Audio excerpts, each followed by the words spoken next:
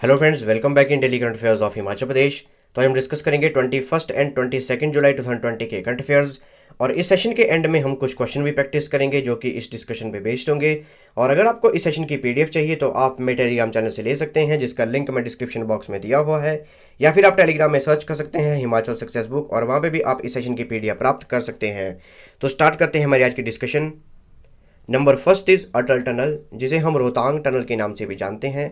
तो क्यों है न्यूज़ में? क्योंकि अटल टनल का काम अब पूरा होने वाला है और इसका उद्घाटन खुद प्रधानमंत्री नरेंद्र मोदी करेंगे।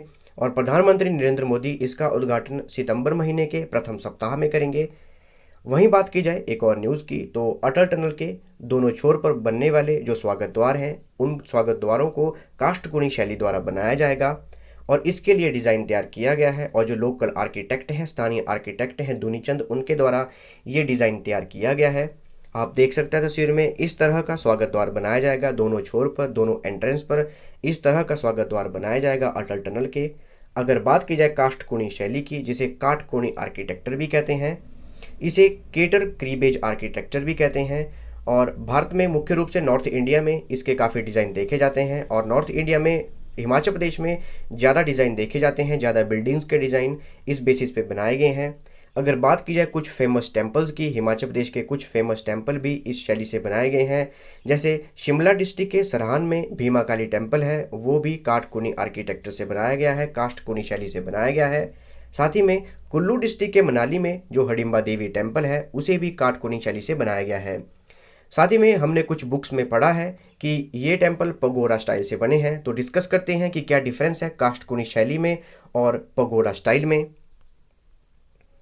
अगर बात की जाए काटकुनी आर्किटेक्चर डिज़ाइन की, आप देख सकते हैं तस्वीर में, इस तरह का बिल्डिंग का डिज़ाइन किया जाता है। इसमें अल्टरनेटिवली एक एक करके वुडन ब्लॉक्स, लकड़ी के ब्लॉक्स और पत्थर लगाए जाते हैं। आप देख सकते हैं तस्वीर में, जो भी दीवारें हैं, पहले लकड़ी के ब्लॉक्स लगाए जाएंगे, फिर पत्थर के ब्लॉक्स लगाए जाएंगे, उसके बाद फिर से लकड़ी के ब्लॉक्स लगाए जाएंगे, फिर पत्थर के ब्लॉक्स लगाए जाएंगे। इस तरह से इनकी दीवारें बनाई जाती हैं। और लगभग इन डिज़ाइन के जो दीवारें हैं वो 2 फीट तक मोटी होती हैं, थिक होती हैं। आप देख सकते हैं यहाँ पे भी पहले लकड़ी के ब्लॉक्स लगाए गए हैं, फिर पत्थर के ब्लॉक्स लगाए गए हैं, उसके बाद लकड़ी के ब्लॉक्स लगाए गए हैं। वहीं बात की जाए इस डिज़ाइन की, तो इस डिज़ाइन को इस तरह से बनाया जाता है ताकि इसे भूकंप विरोधी भी बनाया जाए, सिस्मिक एक्टिविटी से जो इसको नुकसान हो वो नुकसान ना पहुंचा जा सके। साथ ही में जो हमारी टोपोग्राफी है उसे भी ध्यान में रखा जाए, एनवायरनमेंट और क्लाइमेट है उसे भी ध्यान में रखा जाए। इसीलिए काटकुनी आर्किटेक्चर डिज़ाइन से मुख्य रूप से जो नॉर्थ इंडिया के स्ट्रक्चर्स हैं, घर हैं, मंदिर हैं, वो बनाए जाते हैं। वहीं बात की जाए अगर पगोरा स्टाइल की, आप देख सकते हैं तस्वीरों में, ये मंदिर है कुल्लू डिस्ट्रिक्ट के मनाली में जो हडिम्बा देवी का टेम्पल है, ये वो मंदिर है। और ये शिमला डिस्ट्रिक्ट के सरहान में जो भीमा काली टेम्पल है, वो ये मंदिर है।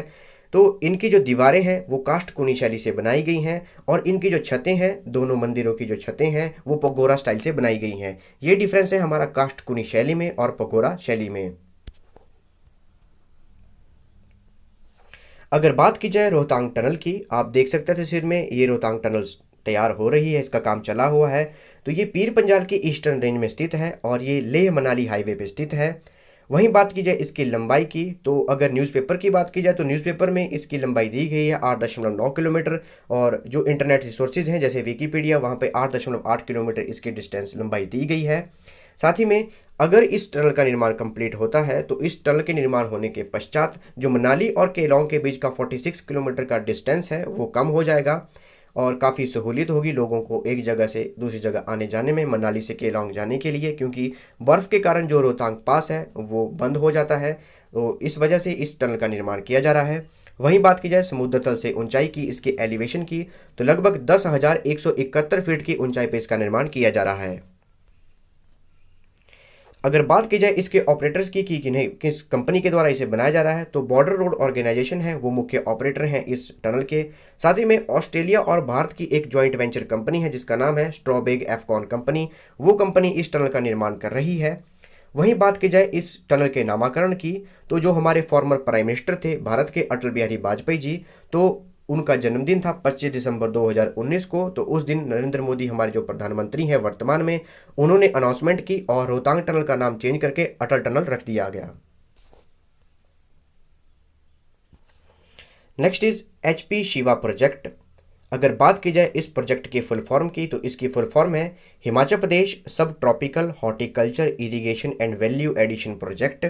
अगर एक एक वर्ड की बात की जाए जो, तो एच से हिमाचल, पी से प्रदेश, एच से सब ट्रॉपिकल, एच से हॉर्टिकल्चर, ई से इरिगेशन और एंड वी से वैल्यू, ए से एडिशन। तो ये है एच पी शिवा प्रोजेक्ट। अगर बात की जाए इस प्रोजेक्ट की, तो प्रदेश में जो भी हमारा बागवानी क्षेत्र है और हिमाचल प्रदेश को फल राज्य बनाने के लिए इस प्रोजेक्ट के अंतर्गत कार्य किया जा रहा है। और इस प्रोजेक्ट में लगभग 170 हेक्टेयर क्षेत्र में 100 करोड़ की लागत से लगभग 2.50 लाख फलदार पौधे लगाए जाएंगे। और इस प्रोजेक्ट को मुख्य रूप से फंडिंग की जा रही है एशियन डेवलपमेंट बैंक द्वारा, और इसके लिए इस बैंक द्वारा लगभग 1000 करोड़ रुपए दिए गए हैं। अभी इस प्रोजेक्ट को पायलट प्रोजेक्ट के रूप में शुरू किया गया है और मुख्य रूप से इसे 4 डिस्ट्रिक्ट में शुरू किया गया है, बिलासपुर, मंडी, कांगड़ा और हमीरपुर। अगर बात की जाए इस पायलट प्रोजेक्ट की, तो इस पायलट प्रोजेक्ट के तहत विभाग ने उन क्षेत्रों को विकसित करने को प्राथमिकता दी है जहां पे अभी तक फल उत्पादन नहीं होता है। इसके अलावा इस परियोजना में उन क्षेत्रों को भी शामिल किया गया है जहां पे जंगली जानवरों से प्रभावित किसानों ने खेती करना छोड़ दी है, ताकि उन क्षेत्रों के लोगों को बागवानी से जोड़ा जाए और उन्हें आर्थिक रूप से सक्षम और मजबूत बनाया जाए। वहीं बात की जाए एशियन डेवलपमेंट बैंक की, जो कि एचपी शिवा प्रोजेक्ट को फंडिंग कर रहे हैं, लगभग 1000 करोड़ रुपए की फंडिंग कर रहे हैं।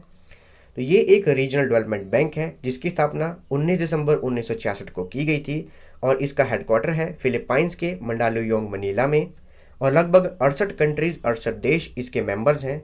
और रिसेंटली 17 जनवरी 2020 को इसके नए प्रेसिडेंट बने हैं। काफ़ी इंपॉर्टेंट बात है ये, काफ़ी इंपॉर्टेंट क्वेश्चन है ये, और काफ़ी एग्जाम्स में भी ये क्वेश्चन पूछा जाएगा। और वो है मसात्सुगु असाकावा। आप देख सकते हैं तस्वीर में, ये न्यू प्रेसिडेंट हैं एशियन डेवलपमेंट बैंक के, जो कि 17 जनवरी 2020 को बने थे। Next is grid connect rooftop solar power plant योजना।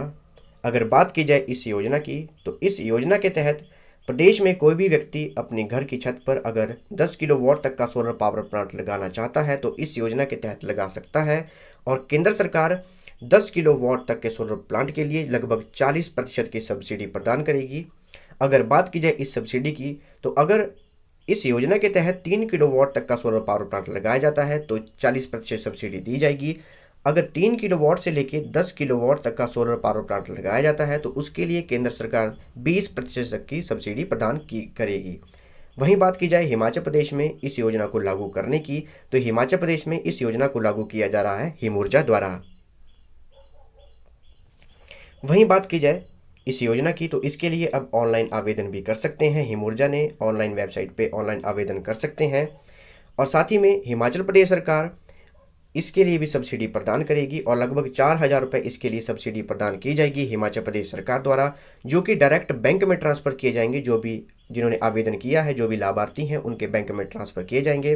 वहीं बात की जाए अगर केंद्रीय सरकार की सब्सिडी की, तो लगभग 40% की सब्सिडी केंद्रीय सरकार द्वारा दी जाएगी और 60% पैसा हमें खुद से अपना लगाना पड़ेगा। एक एग्जाम्पल से अगर हम इसे समझें, तो 1 किलोवाट का अगर प्लांट लगाना चाहते हैं तो उसकी कीमत है 42,000 रुपये और 40% की सब्सिडी केंद्र सरकार देगी और इस प्लांट की कीमत लगभग 25,000 रुपये है। इस सब्सिडी को अगर लेस करके देखा जाए तो 25,000 रुपये की इसकी कीमत बनेगी। और इसके साथ ही जो राज्य सरकार हमें सब्सिडी प्रदान करेगी तो 4000 रुपये डायरेक्ट बैंक के खाते में जमा करवाए जाएंगे।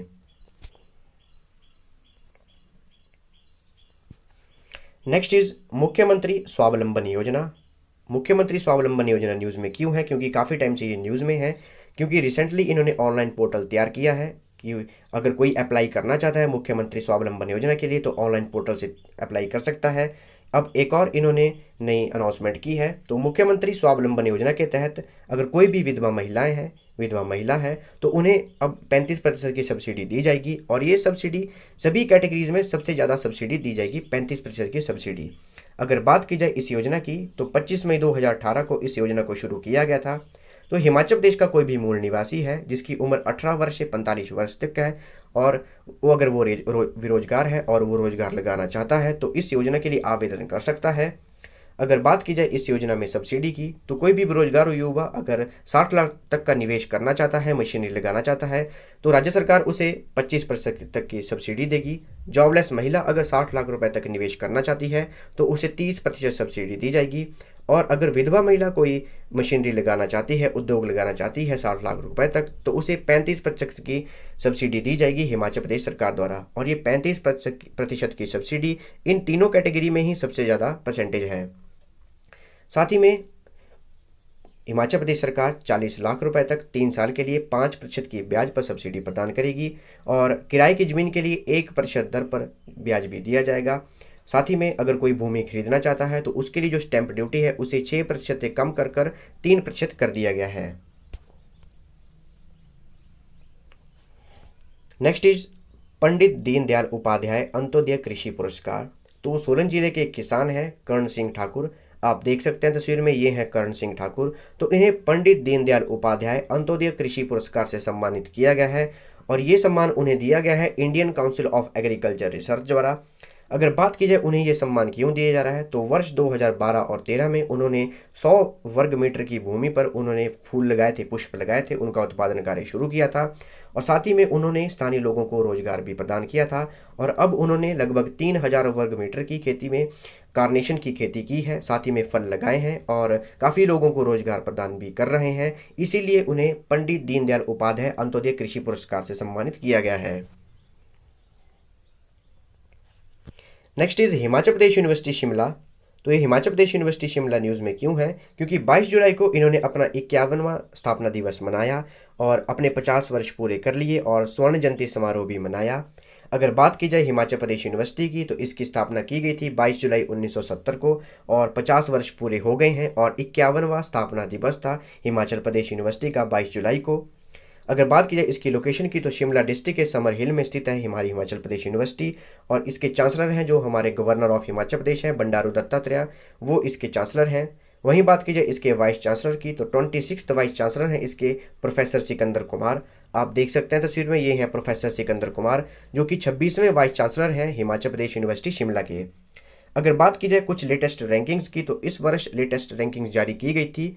तो national assessment and accreditation council नाक द्वारा जो लेटेस्ट रैंकिंग जारी की गई थी, तो उसमें हिमाचल प्रदेश यूनिवर्सिटी का 52वां रैंक है, 52nd रैंक है।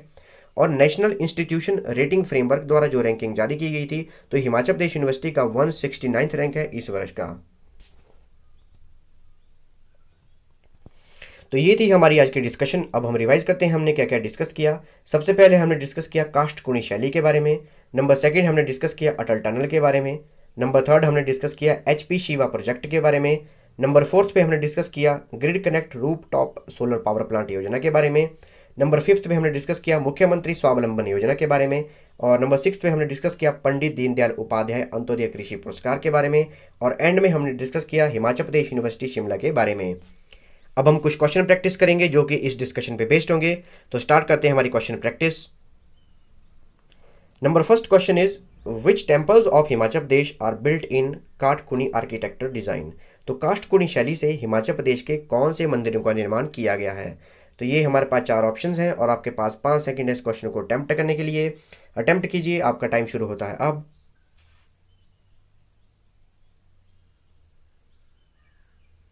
आइए देखते हैं इसका करेक्ट आंसर। इसका करेक्ट आंसर है option D, Hadimba Devi and Bhima Kali temple. तो ये दोनों मंदिर काष्ठकुनी शैली से बनाए गए हैं। Next question is HP Shiva project is funded by which international financial organisation. HP Shiva project को कौन से अंतर्राष्ट्रीय वित्तीय संस्थान द्वारा पोषित किया जा रहा है। तो ये हमारे पास 4 ऑप्शंस हैं और आपके पास 5 सेकंड इस क्वेश्चन को अटेम्प्ट करने के लिए। अटेम्प्ट कीजिए, आपका टाइम शुरू होता है अब।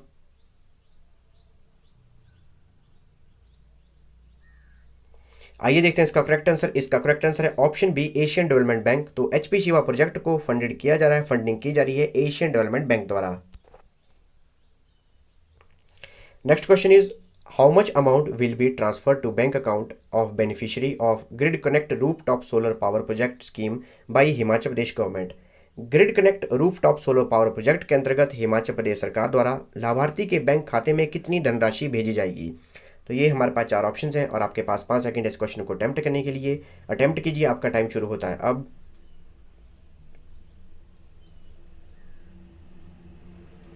आइए देखते हैं इसका करेक्ट आंसर। इसका करेक्ट आंसर है ऑप्शन बी, 4,000 रुपये। तो grid connect rooftop solar power project के अंतर्गत हिमाचल प्रदेश सरकार द्वारा जो बेनिफिशियरी हैं उनके बैंक खाते में 4,000 रुपये ट्रांसफर किए जाएंगे। नेक्स्ट क्वेश्चन इज मुख्यमंत्री स्वावलंबन योजना वाज स्टार्टेड ऑन। मुख्यमंत्री स्वावलंबन योजना कब शुरू की गई थी? तो ये हमारे पास 4 ऑप्शंस हैं और आपके पास 5 सेकंड इस क्वेश्चन को अटेम्प्ट करने के लिए। अटेम्प्ट कीजिए, आपका टाइम शुरू होता है अब।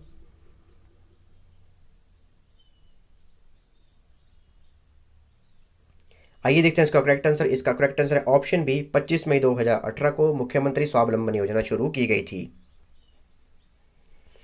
Next question is what is the total length of Atal tunnel. Atal सुरंग की कुल लंबाई कितनी है? तो ये हमारे पास 4 ऑप्शंस हैं और आपके पास 5 सेकंड इस क्वेश्चन को अटेम्प्ट करने के लिए। अटेम्प्ट कीजिए, आपका टाइम शुरू होता है अब।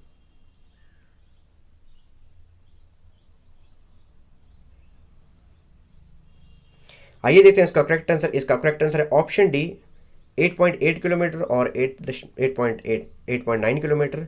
तो अगर हम न्यूज़पेपर में देखें तो उसमें 8.9 किलोमीटर लिखा है, और अगर हम विकीपीडिया में देखें, इंटरनेट सोर्सेज में देखें तो वहाँ 8.8 किलोमीटर लिखा हुआ है। Next question is Himachal Pradesh university was established in which year. तो हिमाचल प्रदेश यूनिवर्सिटी की स्थापना कब हुई थी? तो ये हमारे पास 4 ऑप्शंस हैं और आपके पास 5 सेकंड इस क्वेश्चन को अटेम्प्ट करने के लिए। अटेम्प्ट कीजिए, आपका टाइम शुरू होता है अब।